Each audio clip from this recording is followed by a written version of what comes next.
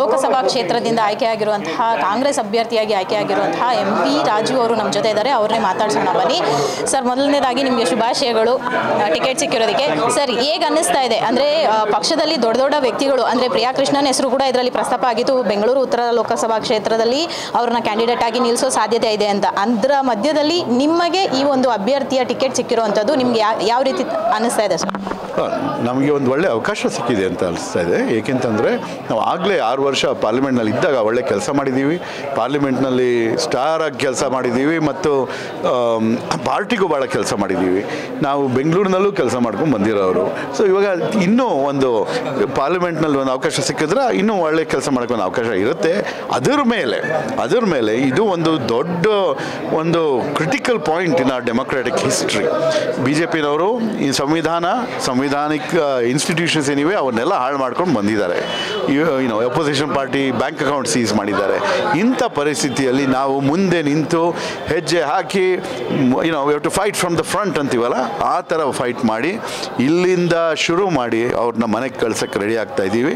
ನಾವು ಇವಾಗ ಆ ಒಂದು ಯುದ್ಧದಲ್ಲಿ ನಮ್ಮನ್ನು ಮುಂದೆ ಒಂದು ಜನರಲ್ ಥರ ನಿಲ್ಲಿಸಿದ್ದಾರೆ ಅಂತ ನನಗೆ ಭಾಳ ಒಂದು ಖುಷಿ ಆಗ್ತಾ ಇದೆ. ಸರ್, ಈಗ ಅಪೋಸಿಟ್ ಕ್ಯಾಂಡಿಡೇಟ್ ಆಗಿ ಅಂದರೆ ಅಪೋಸಿಟ್ ಅಭ್ಯರ್ಥಿಯಾಗಿ ಶೋಭಾ ಕರಂದ್ಲಾಜೆ ಅವ್ರನ್ನ ಕಣಕ್ಕಿಳಿಸಿರುವಂಥದ್ದು. ನೀವು ಅವರು ಜಿದ್ದಾಜಿದ್ದಿನ ಕಣ ಆಗಿರುತ್ತೆ. ಇವಾಗ ಒಂದು ಅಖಾಡದಲ್ಲಿ ಫುಲ್ಲು ಫೈಟ್ ಇರುತ್ತೆ.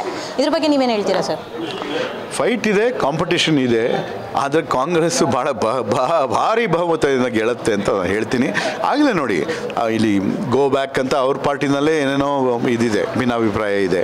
ಅದರ ಮೇಲೆ ಜನರಿಗೂ ಗೊತ್ತು ಎಲ್ಲಿ ಕೆಲಸ ಮಾಡಿದ್ದಾರೆ, ಏನಕ್ಕೆ ಉಡುಪಿ ಚಿಕ್ಕಮಗಳೂರಿಂದ ಅಲ್ಲೂ ಗೋ ಬ್ಯಾಕ್ ಅಂತ ಇಲ್ಲಿ ಕಳಿಸಿದ್ದಾರೆ. ಇಲ್ಲಿ ಬಂದ ತಕ್ಷಣ ಇಲ್ಲಿ ಬೆಂಕಿ ಹಚ್ಚಕ್ಕೆ ಶುರು ಮಾಡಿದ್ರು.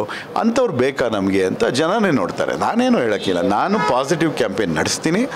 ನಮ್ಮ ಒಳ್ಳೆ ಕೆಲಸ, ನನ್ನ ಕೇಪಬಿಲಿಟಿ, ನಾವು ಟ್ರ್ಯಾಕ್ ರೆಕಾರ್ಡ್ ಮೇಲೆ ನಡೆಸ್ತೀವಿ. ಜಿದ್ದಿ ಅಂತ ಅಲ್ಲಮ್ಮ, ನಾವು ಪೀಸ್ಫುಲ್ಲಾಗಿ ಖುಷಿಯಾಗಿ ಓಟ್ನಾಗ ತೊಗೊಂಡು ಗೆದ್ಕೊಂಡು ಬರ್ತೀವಿ. ಬನ್ನಿ. ಅಂದರೆ ಸರ್, ನೀವು ಇವಾಗ ಹೇಳಿದ್ರಿ ಜಿದ್ದಿನ ಏನಿಲ್ಲ, ಪೀಸ್ಫುಲ್ಲಾಗಿ ಓಟ್ ತೊಗೋತೀನಿ, ಅದು ಬಹುಮತದಲ್ಲಿ ನಾನು ಗೆಲ್ತೀನಿ ಅಂತ ಹೇಳ್ತಾ ಇದ್ದೀರಾ. ಯಾವ ಕಾನ್ಫಿಡೆನ್ಸ್ ಸರ್? ಅಂದರೆ ಸ್ಥಳೀಯರನ್ನು ನೀವು ಯಾವ ರೀತಿ ಕ್ಯಾಂಪೇನ್ ಮಾಡಬೇಕು ಅನ್ನೋದನ್ನು ಪ್ಲ್ಯಾನ್ ಮಾಡ್ಕೊಂಡಿದ್ದೀರಾ? ನೋಡಿ, ನಮಗೆ ಆಗಲೇ 3 ಜನ MLAಗಳಿದ್ದಾರೆ. ಅದರಲ್ಲಿ 2 ಮಿನಿಸ್ಟರ್ಸ್ ಇದ್ದಾರೆ.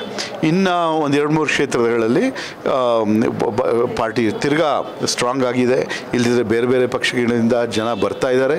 ಈ ಥರ ಎಲ್ಲ ಕ್ಷೇತ್ರದಲ್ಲೂ ಒಳ್ಳೊಳ್ಳೆ ಲೀಡ್ ಸಿಗುತ್ತೆ ಅಂತ ನನ್ನ ಅಭಿಪ್ರಾಯ. ಅದರ ಮೇಲೆ ಬೆಂಗಳೂರು ನಾರ್ತ್ ಜನ ವೋಟರ್ಸು ಬುದ್ಧಿವಂತರು.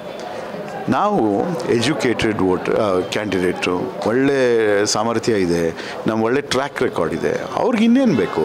ಸುಮ್ಮನೆ ಯಾರೋ ಗಲಾಟೆ ಮಾಡಿ ಕೋಮುಗಲಭೆ ಶುರು ಮಾಡೋಂಥವ್ರು ಬೇಕಾ?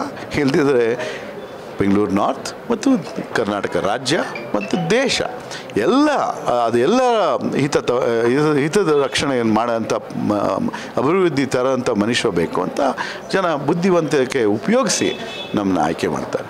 ಅಂದರೆ ಈ ಎಲ್ಲ ಕ್ವಾಲಿಟಿ ಇರೋದ್ರಿಂದ ನಿಮ್ಮನ್ನು ಆಯ್ಕೆ ಮಾಡ್ತಾರೆ ಜನ ಅಂತ ನಿಮ್ಮ ಭರವಸೆ ಆಗಿದೆಯಾ ಸರ್? ನೀವು ಬುದ್ಧಿವಂತರು, ಏನು ಮಾಡ್ತೀರಿ ನೀವು? ಇಲ್ಲಿ ವೋಟರ ನೀವು? ಚೇಂಜ್ ಮಾಡಿ ಬನ್ನಿ ಇಲ್ಲಿ.